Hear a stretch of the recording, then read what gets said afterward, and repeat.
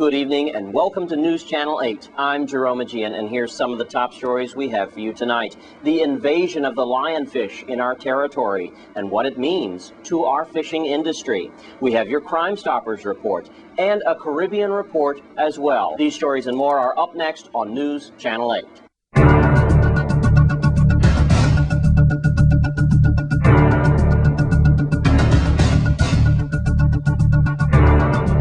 In our top story tonight, the numbers are staggering and they're adding up. And it could mean a disaster for our fishing industry. News Channel 8's Wes Small paid a visit to the Department of Planning and Natural Resources, DPNR, earlier today. Thanks a lot, Jerome. Today we're at Department of Planning and Natural Resources, which is in Frederiksted. Dr. William Cole right here is doing experiments on the dreaded lionfish.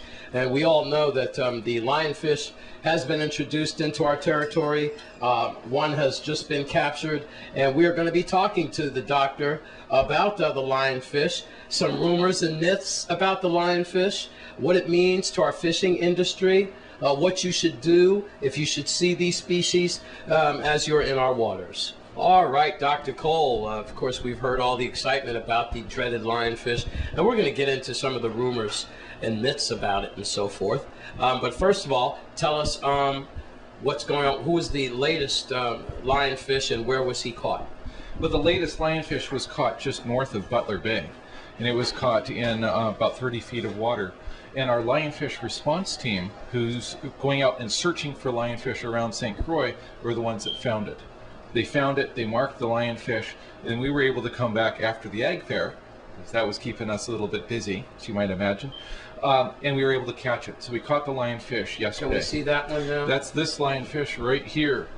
He's still small, so he's not reproducing. The idea is if you can catch them small, they're not reproducing and they're not eating all of our fish. Now, why are these so dangerous to our environment? Well, they're dangerous to the environment because studies have been done not here but in other places. They have, in the Bahamas, for instance, in 5 weeks, eaten 85% of the fish on the reef. Now, what if they're there all year? Everything's gone. They eat fish, they'll eat crabs, they'll eat lobster. And people think, lobster? Now, lobster, when they grow, they have to shed. And when they shed that hard skeleton, now they're vulnerable. And guess what? The lionfish live in the same holes the lobster do. So when a lobster is not covered by its hard spines, it's vulnerable to the lionfish. Okay, now lionfish are not indigenous to this territory. How did they get here? Well, it seems like there's a correlation between the lionfish and certain boats that have ballast water in them. And so what seems to be happening is that these boats are not intentionally bringing the lionfish here, but accidentally the lionfish are being brought in. And for instance, our last lionfish was caught in July of 2009. We went 6 months without catching a lionfish. All of a sudden in January, these ballast water boats came back and we caught 5 lionfish. Wow. All right. There's a tight correlation between that. We can't say we're 100% sure, but is it worth the risk for us to continue allowing this to happen? All right. And a lot of us say no, it's not worth the risk. Okay. Well, right now, this is a guy who was caught off the Good Hope coast.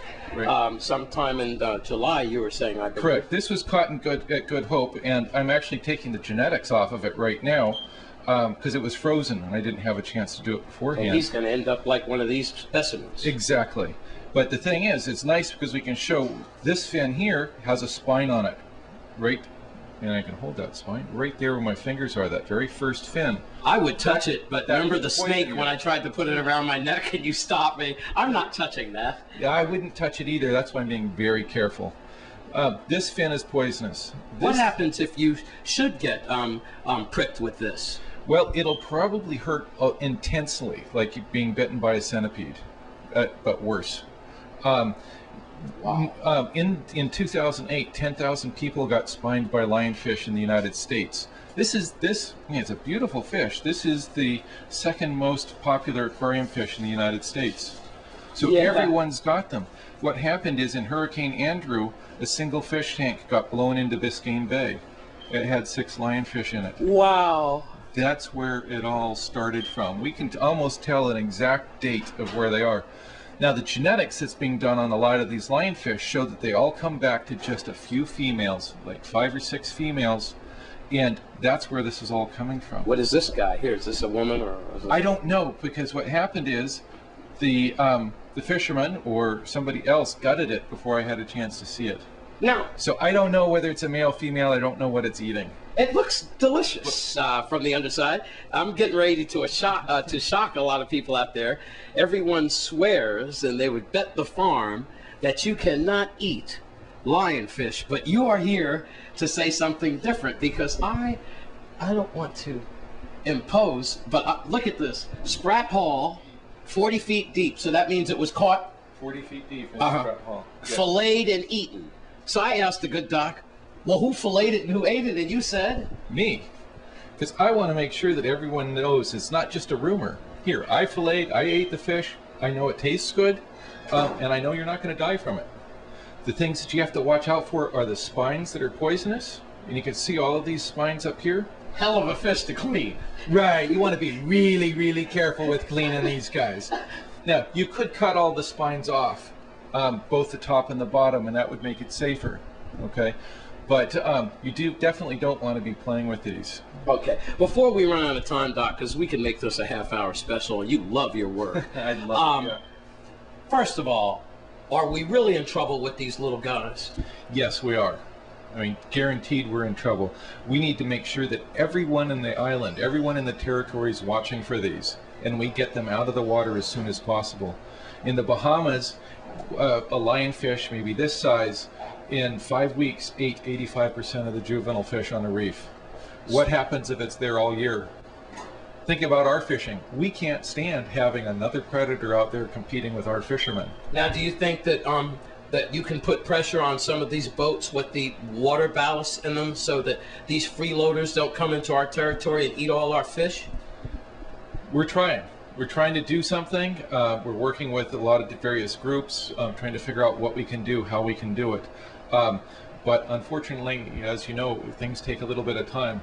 We don't have a lot of time with this. We're trying to push things to get through, but not make a bad choice or a bad decision at the same time. And lastly, these little fellas have no known natural predators. Can't we go to Japan and get their arch enemy to eat them up? Well, imagine this. I give you 2 burgers. One has spines in it.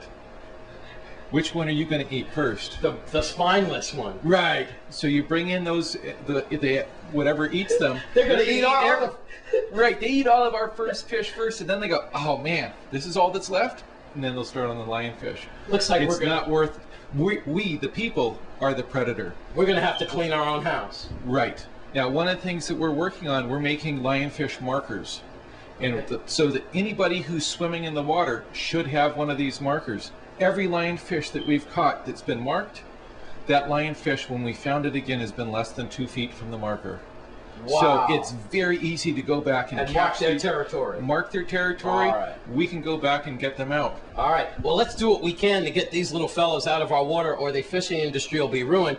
Perhaps we could see Dr. William Cole with a roadside cafe featuring broiled lionfish, of course, filleted and gently cleaned. Doc, no, I'm not touching your hand. Let's bounce. Thank you very much for Fish and Wildlife. I'm Wes Small. Watch out for the lionfish. He's coming in with a roar. I'm Wes for News Channel.